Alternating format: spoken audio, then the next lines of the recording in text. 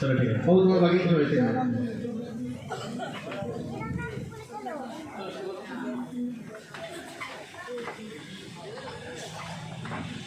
পিতামাতার অবদান সন্তানের উপরে এটা নতুন করে আর বড় অপেক্ষা রাখে না। বাস্তবে প্রত্যেক পিতামাতা এটা চান যে আমি আমার সন্তানকে তার পরিপূর্ণ সুখ শান্তি দিয়ে তাকে লালন পালন করব এবং এবং আমি যে কষ্টগুলো করেছি সেই কষ্টগুলো তাকে যেন করতে না হয়, এটা প্রত্যেক বাবাই ভাবে। কিন্তু দুনিয়ার রীতি দেখুন, যখন আপনার সন্তান বাবা হবে সে তার সন্তানের জন্য ঠিক সেম প্রসেস ভাবছে। সেও ভাবছে যে আমি যা কষ্ট করেছি আমার বাচ্চারা যেন কষ্ট না করে। কিন্তু এটা কি হয়ে ওঠে যে প্রত্যেক বাবা যখন বাবা হয় সে কি শান্তিতে বসে থাকে? পারে না, এটা হবেও না। যেহেতু আল্লাহ তাআলা দুনিয়ার সিস্টেম এমনই বানিয়েছে যে বাবা হবে তার একটা বিশেষ দায়িত্ব আছে, তার একটা অনেক বড় কর্তব্য আছে, তার উপরে অনেক বড় একটা ভার আছে।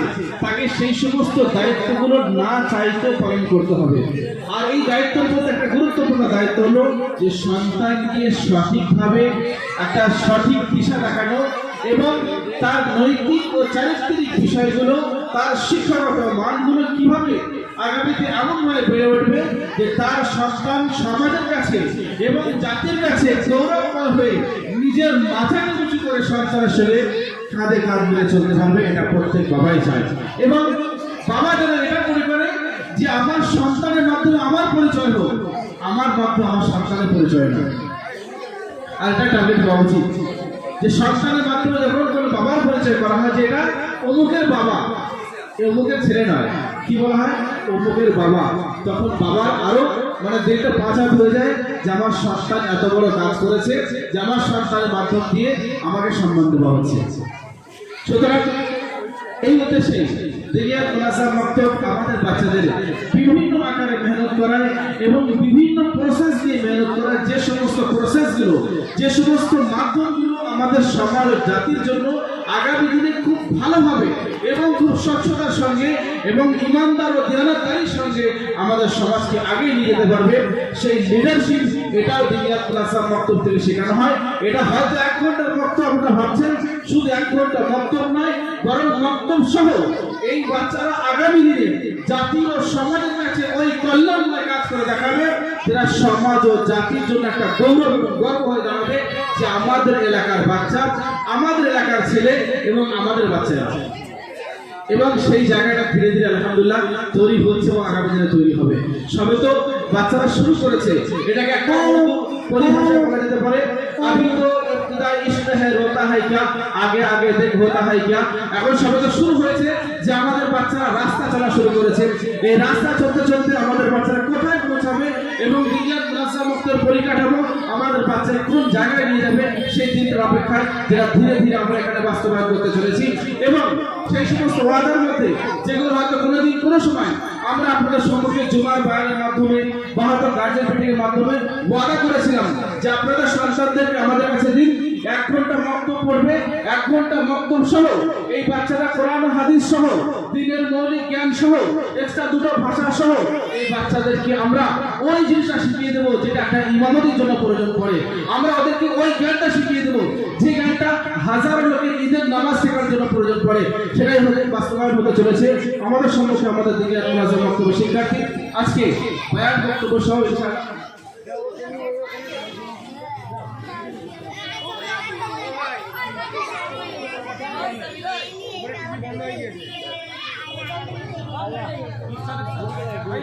তো ঈদের দিনে যেমন আমাদের বয়ান হয়, তো প্রথম একটা বয়ান বাংলা বক্তব্য হবে, বাংলা বক্তব্য হওয়ার পরে ঈদের নামাজ হবে।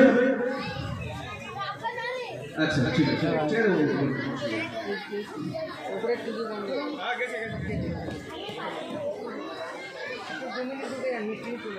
ঠিক আছে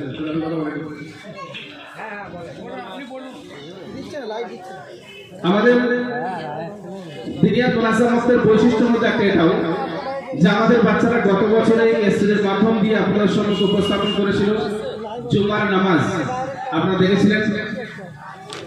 এবং যখন আমরা এই সমস্ত বিষয়ে আপনাদের সম্মুখে কথা বলেছিলাম কোনো বাণীপত্রের মাধ্যমে হয়তো সেটা আপনাদের মনে হয়েছিল যে মুনি সাহেবদের কাজ বলা, এরা বলে চলে যায়, বাকি হওয়া পরের কথা। কিন্তু দিনিয়াত মুনাজ্জাম মক্তব এমন একটা সংস্থা যেটা বলে সেটা করে দেখায় ইনশাআল্লাহ, এবং দেখাচ্ছে। ভাই এর বাস্তব কিনা? আমরা বলেছিলাম যে আমাদের বাচ্চারা জুমার নামাজ পড়িয়েছে, আমরা বলেছিলাম যে আমাদের বাচ্চারা ঈদের নামাজ পড়াবে, ইনশাআল্লাহ আজকের প্রস্তুত আছে, এরা করে দেখাবে। যতক্ষণে পরবর্তী আমাদের বাচ্চারা শুরু করে, আমি আপনাদের উদ্দেশ্যে ফিরে আসছি, কিছু প্রশ্ন আপনাদের জন্য আছে। একটা মাইক ভাই নিচে দিন, একটা মাইক নিচে দেবেন, হাত তুলবেন যে উত্তর দিতে পারবেন, উত্তর দিতে পারলে প্রাইজ আমার কাছে আছে, ঠিক আছে?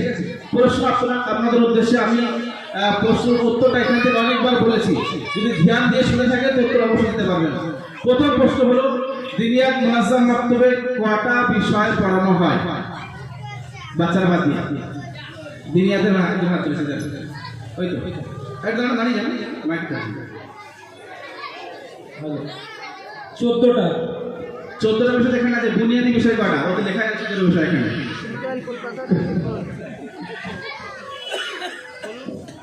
মানে বিষয় যেভাবে ভাগ আছে, একটা হলো বুনিয়াদী বিষয়, যেটা অনেকবার এখান থেকে বলেছি, আর একটা হলো 14টা বিস্তারিত ভাবে লেখাই আছে এখানে। বুনিয়াদী বিষয় কয়টা? 6টা। না হয় না। আর কেউ যে বলুন হাত তুলুন বা দাঁড়াবেন, আমরা মাইক পৌঁছে দেবো ইনশাআল্লাহ। প্রাইজ আছে, আপনারা বললে প্রাইজ দেবো ইনশাআল্লাহ। আজকে ভাবুন আপনারা। এর পরবর্তী প্রশ্ন একদম সহজ প্রশ্ন সবার জন্য, গোসলের ফরজ কয়টা? গোসলের ফরজ বাচ্চাকে বলবে না, দিনিয়াতের বাচ্চারা চুপ থাকবে একদম। বাবু তোমাদের প্রাইজ আলাদা, তোমরা এখানে হাত দিও না, এটা গার্জেনদের উদ্দেশ্যে, তোমার বাবাদের উদ্দেশ্যে।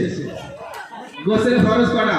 জিম্মেদার পরে বলবে, জিম্মেদার পরে, আগে অডিয়েন্স পিছনে একদম হাত তুলেছে, যদি একটা হাতে পৌঁছে দিন, হাতে পৌঁছে দিন না, জিম্মেদার পরে।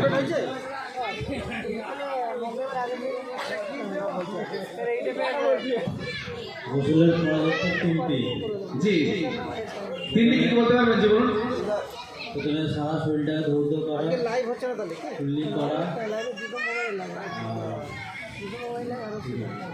একটা বলুন। জানি বলুন, কিন্তু দূরে বলেছেন, একটা বলুন। আর নরম নাক ভিতরে পানি দিতে হবে। আচ্ছা ঠিক আছে, যাক আল্লাহ শুকরিয়া ভাই, ফিরে আসলে দিন। নেক্সট প্রশ্ন, ওযুর ফরজ কয়টা? ভাই এটা আমাদের প্রত্যেক দিন আমরা করি, প্রত্যেক দিনে 5 বার তো অবশ্যই করি, এটা জানতে হবে আমাদেরকে। 4টে বলে আমি কি বলতে হবে? ওটা 4টে বাচ্চারা 5টাই বলে দেবে। ওযুর ফরজ কয়টা? বাচ্চারা বাদ দেবো, বাচ্চারা হাত তুলে নেবে। ওজন ফরজ 4টে। ওযুর কোন মাংসায় পড়ো? মাবজা পড়ি না। আচ্ছা বলো। নাম্বার 1 মুখমণ্ডল ধৌত করা, জি। নাম্বার 2 হাতের পর্যন্ত ধৌত করা, জি। নাম্বার 3 4 ভাগের একদম মাথা মাসা করা, জি। আর পায়ে পাশে পর্যন্ত ধোয়া। সঠিক উত্তর, জাযাকাল্লাহ খাইর ওয়া আহসানা জাযা। ঠিক আছে, লাস্ট প্রশ্ন, পরে আবার ফিরে আসবো ইনশাআল্লাহ। পরবর্তী প্রশ্ন, দিনিয়াত মুনাজ্জাম মক্তবে কত মাসে কোরআন ধরানো হয়?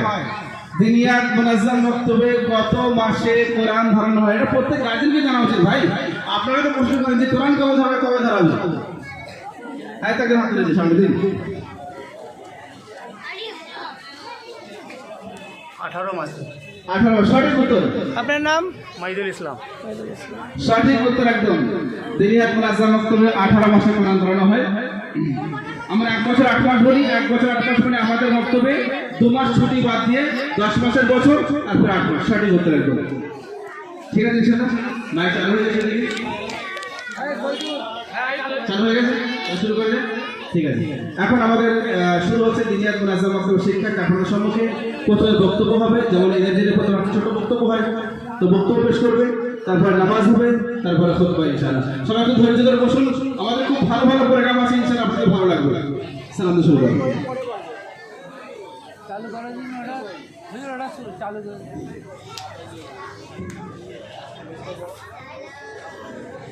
السلام عليكم ورحمة الله وبركاته. الحمد لله وكفى وسلام على عباده الذين اصطفى. أما بعد، فقد قال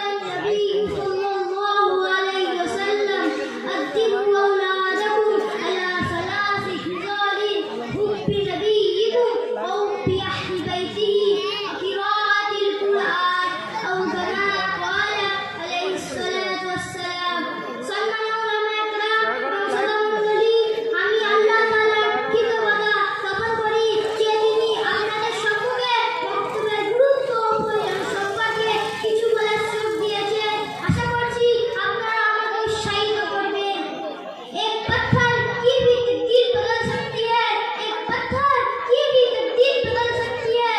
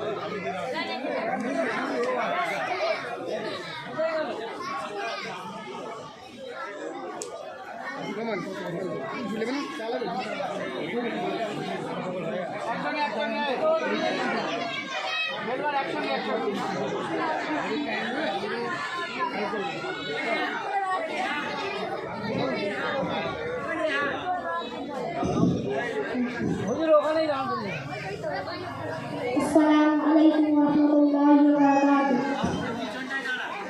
Allahu Akbar. Subhanakallahumma wa bihamdika wa tabarakasmuka wa ta'ala jadduka wa la ilaha ghairuk. Allahu Akbar. Allahu Akbar. Allahu Akbar. A'udzu billahi minasy syaithanir rajim. Bismillahirrahmanirrahim. Alhamdulillahi rabbil alamin. Ar-Rahmanir Rahim. Maliki yaumiddin. Iyyaka na'budu wa iyyaka nasta'in. Ihdinas siratal mustaqim. Siratal ladzina an'amta 'alaihim ghairil maghdubi 'alaihim waladdallin. Amin. Bismillahirrahmanirrahim.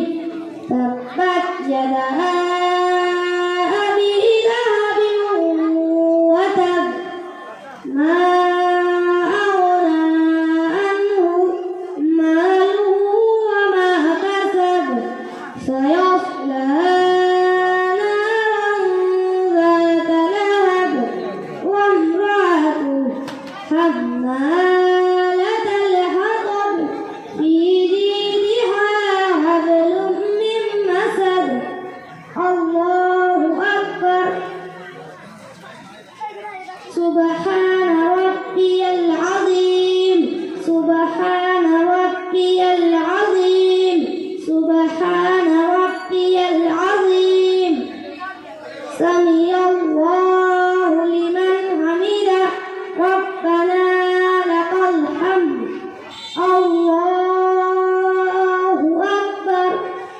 Subhana rabbiyal a'la.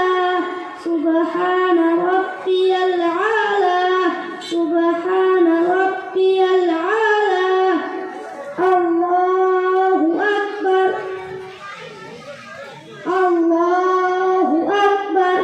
Subhana rabbiyal a'la. Subhana rabbiyal a'la.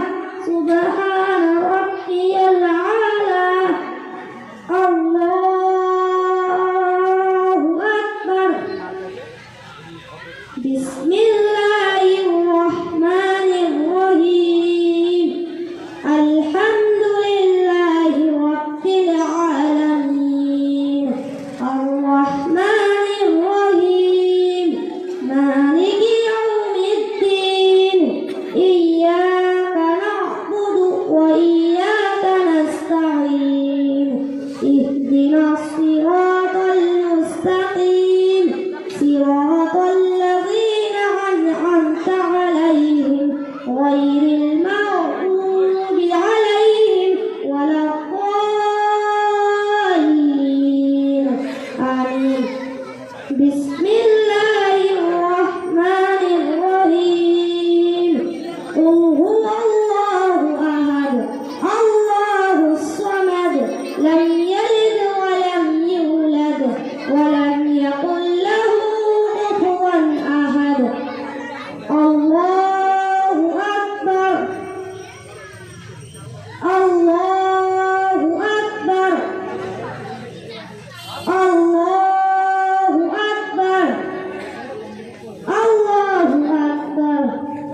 سبحان ربي العظيم سبحان ربي العظيم سبحان ربي العظيم سمع الله لمن حمده ربنا لك الحمد الله أكبر سبحان ربي العلى سبحان ربي العلى سبحان ربي العلى الله أكبر الله أكبر سبحان ربي العلى سبحان ربي العلى سبحان ربي العلى الله أكبر التحيات لله والصلوات والطيبات السلام عليك أيها النبي ورحمة الله وبركاته السلام علينا وعلى عباد الله الصالحين أشهد أن لا إله إلا الله وأشهد أن محمدا عبده ورسوله اللهم صل على محمد وعلى آل محمد كما صليت على إبراهيم وعلى آل إبراهيم إنك حميد مجيد اللهم بارك على محمد وعلى آل محمد كما باركت على إبراهيم وعلى آل إبراهيم إنك حميد مجيد اللهم إني ظلمت نفسي ظلما كثيرا ولا يغفر الذنوب إلا أنت فاغفر لي مغفرة من عندك وارحمني إنك أنت الغفور الرحيم السلام عليكم ورحمة الله السلام عليكم ورحمة الله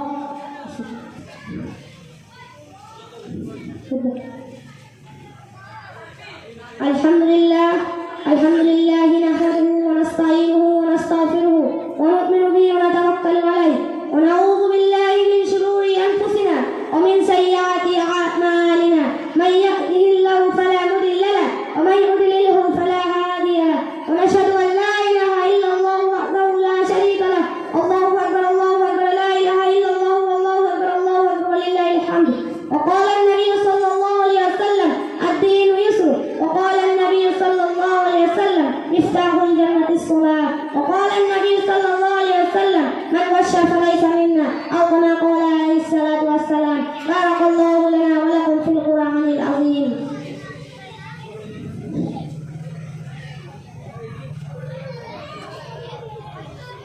الله أكبر لا إله إلا الله والله أكبر ولله الحمد الحمد لله نحمده ونستعينه ونستغفره ونؤمن به ونتوكل عليه ونعوذ بالله من شرور أنفسنا ومن سيئات أعمالنا من يهده الله فلا مضل له ومن يضلل فلا هادي له ونشهد أن لا إله إلا الله وحده لا شريك له الله أكبر لا إله إلا الله والله أكبر ولله الحمد وقال النبي صلى الله عليه وسلم إن لكل قوم عيدا وهذا عيدنا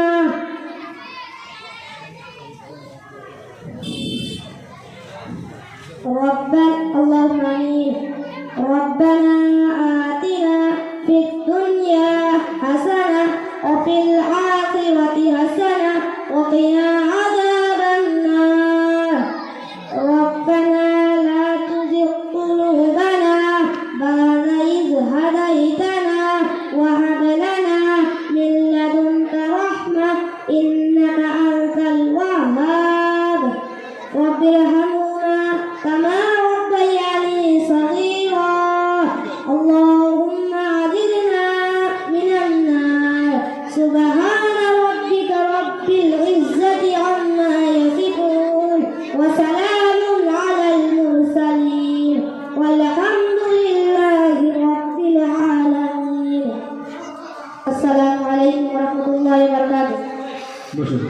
আসসালাম ওয়া রাহমাতুল্লাহি ওয়া বারাকাতুহু।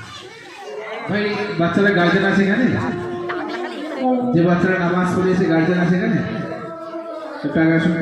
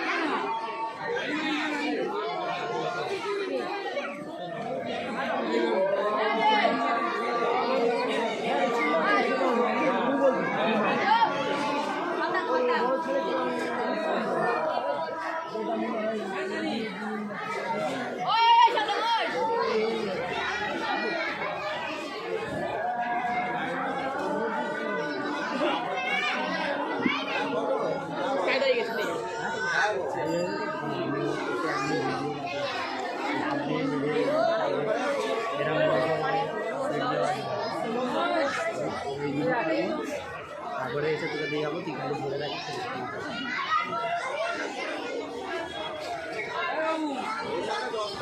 যে কথা আগে আসুন।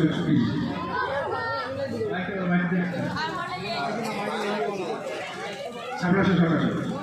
এবার সামনে আসুন না আপনি। আপনার বলতে নাই বলা আপনি সামনে আসুন।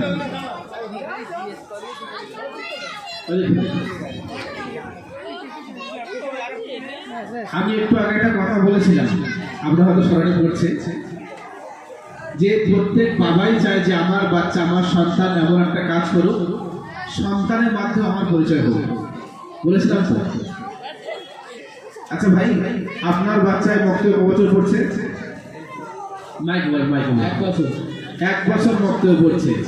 যখন আপনি আপনার বাচ্চাকে বক্তব্য ভর্তি করেছিলেন, আপনার কি এটা আশা ছিল যে আপনার বাচ্চা স্টেজে যেমন 200-400 লোকের সামনে দাঁড়িয়ে নিখুঁতভাবে নামাজটা পড়িয়ে দেবে? ভেবেছিলেন? ওরম ভাবেননি, হয়ে গেছে। মানে আপনার ভাবনার থেকে বেশি কাজ হয়ে গেছে। এটা হাসির বিষয় না, এটা হচ্ছে খুশির বিষয়। এটা প্রত্যেক অবশ্যই যে আমার অত ধরো চিন্তা ভাবনা ছিল না যে আমার বাচ্চা এত কিছু করতে পারবে, কিন্তু তার আগে আমার বাচ্চা সেটা করে ফেলেছে। এটা দিনিয়ার মুনাজাম বক্ত মেহনত করেছে, দিনিয়ার মুনাজাম বক্ত শিক্ষকের ধন্যবাদ দেবো, সব পরের কথা।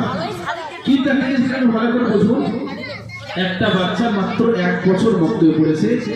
1 বছর বক্তব্য পড়ার পরে যে আজকের পারফরমেন্স এখানে দিয়েছে, নিখুঁত, একদম অসাধারণ। ঈদের নামাজটা অনেক সময় আমরা দেখেছি বড় বড় ইমাম সাহেবরা গুলিয়ে ফেলেন, সেকেন্ড রাকাতে গিয়ে রুকু চলে যান, তারপরে তাকবীর শুরু হচ্ছে। অনেক জায়গায় আমরা দেখেছি।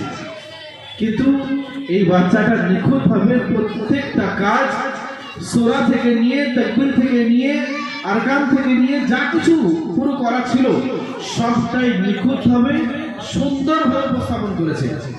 1 বছরের মধ্যে প্রতিফল। আলহামদুলিল্লাহ, আলহামদুলিল্লাহ। এখানে আচ্ছা, আমি আপনাকে একটা প্রশ্ন করি, সেকেন্ড প্রশ্ন। আজকের আপনি এই যে দুটো কথা আপনি এখানে দাঁড়িয়ে বললেন বা বলছেন, এর আগে কোনদিন বাইক ধরেছেন? না, ধরিনি। ধরেননি তো? আজকের মনে করেন এই 100-150 লোকের সামনে পুরো আপনার এলাকাবাসী গ্রামবাসীর সামনে আপনি যা বলছেন এটা কিন্তু আপনার বাচ্চার কর্তৃত্ব, বাচ্চার মাধ্যমে আপনি বলতে পারছেন, সুযোগ পাচ্ছেন, ঠিক কি না? আরে জোরে বলবে, ঠিক কি না? অবশ্যই এটা গৌরব একটা বাবার জন্য যে আমার বাচ্চা এমন একটা কাজ করেছে, এমন একটা গৌরবময় কাজ করেছে যে যার জন্য আমি সবার সঙ্গে দুটো কথা বলার সুযোগ পেয়েছি। হয়তো জিন্দগি ভর কোনোদিন মাইক ধরার সুযোগই পেতাম না, ঠিক কি না? এটা অনেক বড় গৌরবের বিষয় যে একটা বাবার জন্য তাকে সম্মান দেওয়া হচ্ছে। জাযাকুমুল্লাহ খাইরান হাসানাত জাযা। আপনাদের এমন ধরনের সন্তানের মাধ্যম দিয়ে আমাদের সমাজ এবং জাতি আগে বাড়বে, এটা আমাদের প্রত্যেকের প্রচেষ্টা। তবে একটা লাস্ট প্রশ্ন আপনার কাছে, সেটা হলো যে আপনার বাচ্চা 1 বছরে খুব সুন্দর উপস্থাপন করেছে, আপনি বাকি গার্জেনদের কি বলতে চান বলুন, কি মেসেজ দিতে চান? এলাকাবাসীর জন্য কি মেসেজ আপনি দিতে চান সেটা বলুন। সবাই বাচ্চা এরকম চায় না, মানে সবার বাচ্চা তৈরি হচ্ছে তো, মাশাআল্লাহ, জাযাকাল্লাহ খাইর। তো তার জন্য আপনি একটু মেহনতের সাথ দেবেন ইনশাআল্লাহ। জাযাকুমুল্লাহ, ঠিক আছে, শুকরিয়া ভাই। একটা বিষয়, যে কোনো গাছে ফল এমনি হয় না। আপনি গাছ লাগাবেন না, আপনার জমিনে আগাছা তৈরি হবে, কাঁটাদার গাছ তৈরি হবে। কিন্তু যদি আপনি আপনার জমিনকে পরিষ্কার করেন, রীতিমতো সার পানি দেন এবং আপনার ইচ্ছা অনুসারে আপনি গাছ লাগান, আপনি যে গাছ লাগাবেন, আপনি ফল খেতে চাইলে আম গাছ লাগান, অর্থাৎ যে ফল আপনার পছন্দ সেই গাছ আপনি লাগান, আপনার গাছ তৈরি হবে, ফল হবে। যেহেতু আপনি শুরু থেকে নিয়ে এবং সেই গাছটা বড় হওয়া পর্যন্ত পরিপূর্ণ দেখাশোনা করছেন। আর যদি আপনি এমনি ছেড়ে দেন, আপনার যে জায়গাটা পড়েছে তেমন পাশে জায়গা পড়ে আছে, দেখুন ঢুকতে পারবেন আপনি, ঢুকতে আপনার রাগ হবে। কেন? যে জায়গাটা পড়ে আছে এটা অপরিষ্কার, ময়লা, যে ঘাসটা হয়ে আছে তার গায়ে কাঁটা, ঢুকলে কেটে যাবে। কেন?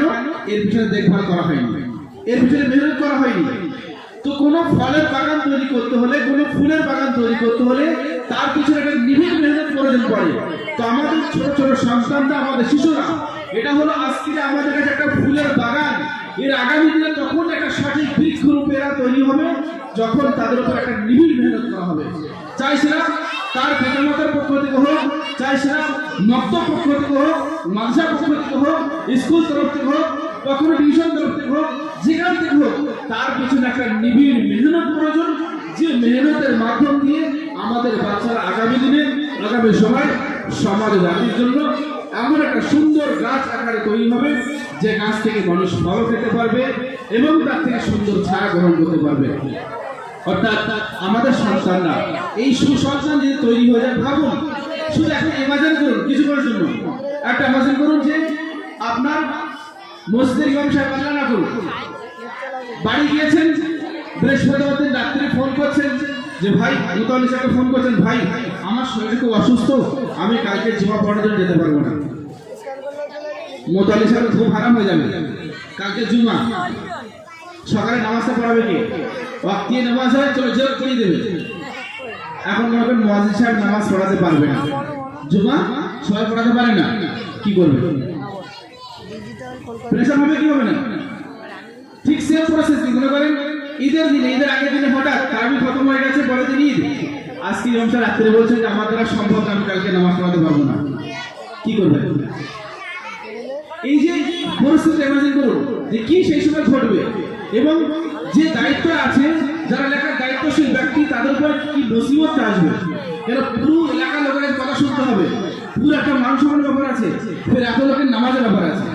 তো তিনি চেষ্টা করেন যেখান থেকে হোক, যত কষ্ট হোক, যত টাকা দিতে হোক, একটা লোকের ব্যবস্থা করেন।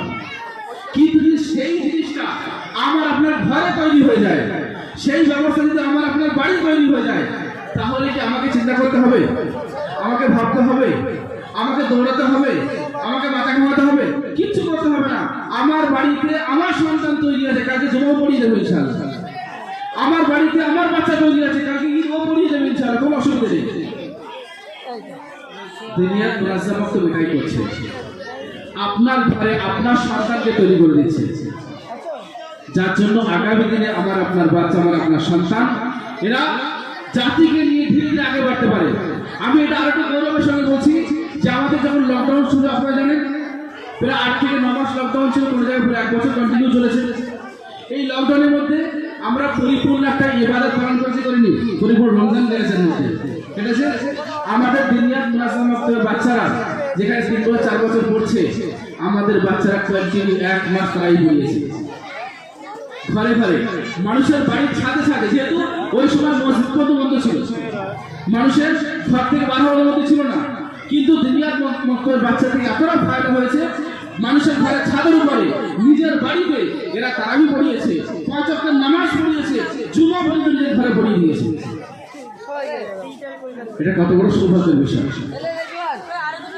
এবং আমি একটা জিনিস আপনাদের বলে দিচ্ছি, আগামী দিন যে শিক্ষা পলিসি তৈরি হয়েছে, এর মাধ্যম দিয়ে আমার আপনার সন্তানকে দিন কেন দিনের একটা গান বন্ধ শিখতে দেবে না।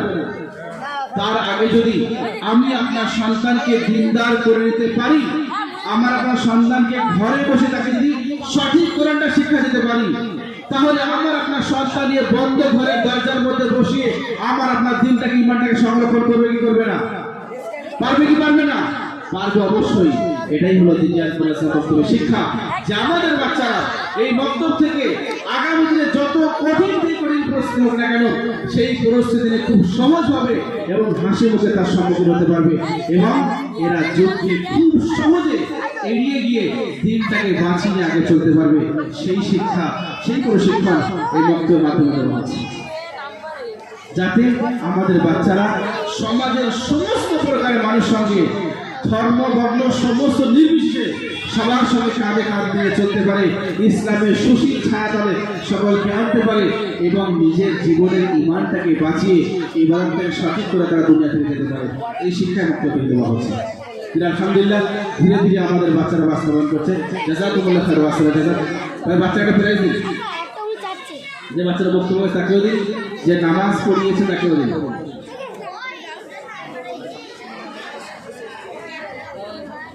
এটা তুমি একটু কন্ট্রোল করবে, অফ হয়ে গেলে লাগবে।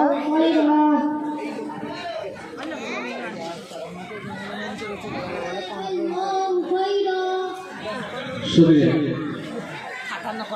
জাযাকুমুল্লাহ খাইর ওয়া সালাম।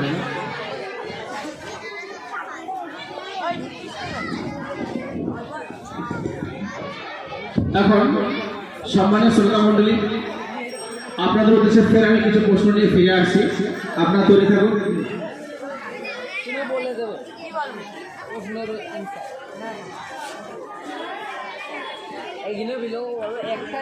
সম্মানীয় শ্রোতা মণ্ডলী, এখন আমরা পুনরায় ফিরে আসি একটু আমাদেরকে, যেহেতু অনেকক্ষণ বাচ্চারা বলেছেন, আপনারা বলুন তো কি প্রশ্ন করবেন ভাই? তৈরি আছেন আপনারা ইনশাআল্লাহ? যে তখন টাইম আছে আমাদের কাছে। প্রশ্ন হলো, রাসূল করিম সাল্লাল্লাহু আলাইহি ওয়াসাল্লামের নাম মুহাম্মদ কেন রাখা হয়েছিল? আমাদের নবীর নাম মুহাম্মদ, তো কেন রাখা হয়েছিল? একদম সহজ এক কথায় উত্তর। আমাদের নবীর নাম মুহাম্মদ কেন রাখা হয়েছিল? যে কেউ উত্তর পারেন, আর এই উত্তরে ডবল প্রাইজ দেবো, একটা ডবল প্রাইজ হচ্ছে উত্তর দেবে। আমাদের নবীর নাম মুহাম্মদ কেন রাখা হয়েছিল? কেউ নেই? আচ্ছা, পরবর্তী প্রশ্ন, নবী করিম সাল্লাল্লাহু আলাইহি ওয়াসাল্লামের টোটাল কটা নাম আছে?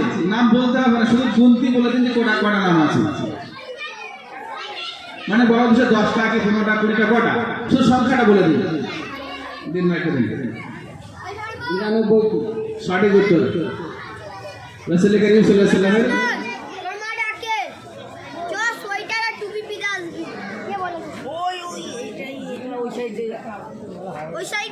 এর পরবর্তী প্রশ্ন, ভাই সহজ প্রশ্ন একদম আসছে আপনাদের উদ্দেশ্যে। রাসূল করিম সাল্লাল্লাহু আলাইহি ওয়াসাল্লামের কতজন সন্তান ছিল? বাচ্চারা বাদ দিয়ে রাসূল করিম সাল্লাল্লাহু আলাইহি ওয়াসাল্লামের কতজন সন্তান ছিল? ভাই এগুলো জানা দরকার, এগুলো তো আমরা প্রত্যেক মুসলমান। সর্বশেষ নবী তিনি আমাদের পথ প্রদর্শক ছিলেন, তো তার সম্পর্কিত এই বিষয়গুলো জানা দরকার আছে। রাসূল করিম সাল্লাল্লাহু আলাইহি ওয়াসাল্লামের কতজন সন্তান ছিল?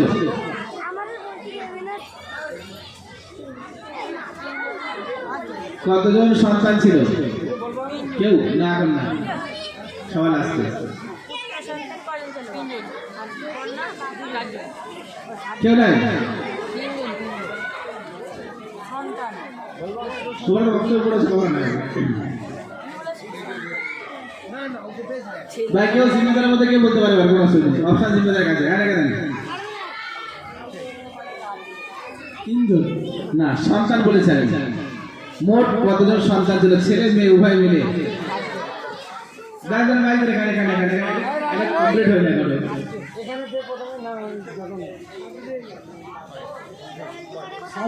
সঠিক উত্তর, ছেলে এবং মেয়ে উভয় মিলে মোট 7 জন সন্তান ছিল।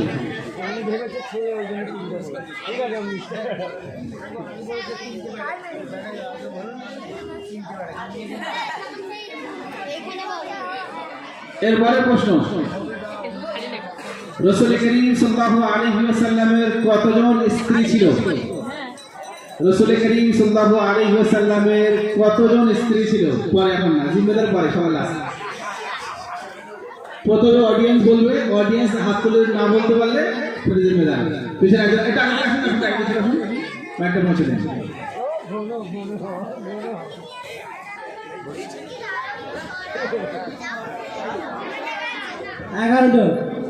বাচ্চারা বলে দিয়েছে কেউ? ঠিক আছে, হালকার হিসেবে পেয়ে গেছেন। ভাই প্রাইজ নিয়ে যান, প্রাইজ নিয়ে প্রাইজ ভাই আসলে বলা যাতে সবাই জানতে পারে জিনিসটা। এটা আপনাদের ভালো লাগলো, নলেজ আপনারা রাখছেন, শুনছেন জিনিসগুলো এখান থেকে মনে রাখছেন, এটা তো ভালো জিনিস, এটা দরকার আছে। আরেকটা প্রশ্ন করবো, এটা শুধুমাত্র আপনাদের এলাকার জন্য খাস। আপনাদের বাইতুল হাম দিনিয়াত মুনাজ্জাম মাকতাব এখানে কবে শুরু হয়েছে? জিম্মেদার বাদ দিয়ে বাইতুল হাম দিনিয়াত মুনাজ্জাম মাকতাব কবে শুরু হয়েছে? কোন গার্জিয়ান বলতে পারবে? যে কেউ? এখানে বাইতুল হামদের দিনিয়াত মুনাজ্জাম মাকতাব কবে শুরু হয়েছে? জিম্মেদার বাদ। এটা যদি একটু দোয়াই যাবে না,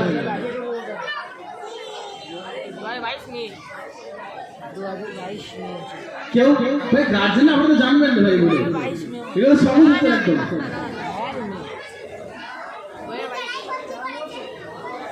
না হয়নি, বছর বলতে হবে, মানে একদম সাল বলতে হবে, তারিখ না, শুধু সালটা বললেই হবে। জিম্মেদার বাদ দিয়ে কেউ নেই? আচ্ছা, একজন হাতে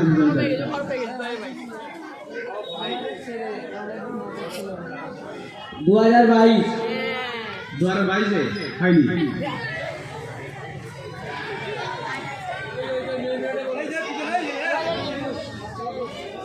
একুশে 2021-এ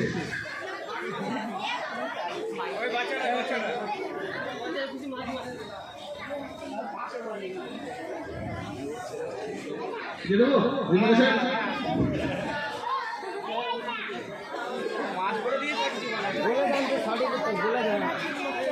এটা কোনো ব্যাপার না, শরিয়ার প্রশ্ন নয় কোনো। ভাই এখনো কিছু প্রশ্ন আমার কাছে আছে এবং কিছু প্রাইজ বাকি আছে। এবার পুনরায় ফিরে আসছি আমি মাসলা থেকে, যেটা আপনার সাধারণত অনেকে বলে থাকেন, যেটা আমি শুনেছি যে মাসলা এরকম এরকম। নামাজের বাইরে কটা ফরজ? নামাজের বাইরে কটা ফরজ, যেটা প্রত্যেকদিন আমরা পড়ছি, ফরজ আদায় না করলে নামাজই হবে না, বাচ্চারা বাদ দিয়ে।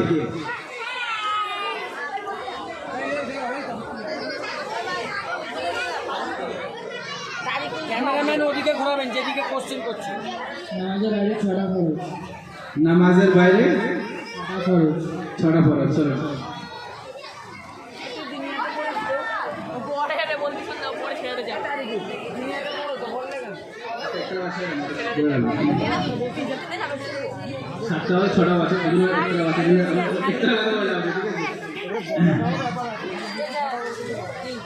আচ্ছা, এরপরে প্রশ্ন হলো,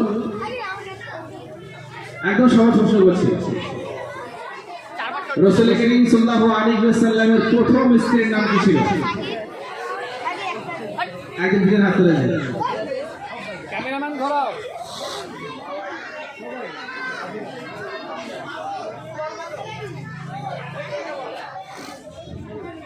খাদিজাতুল কুবরা। সঠিক উত্তর।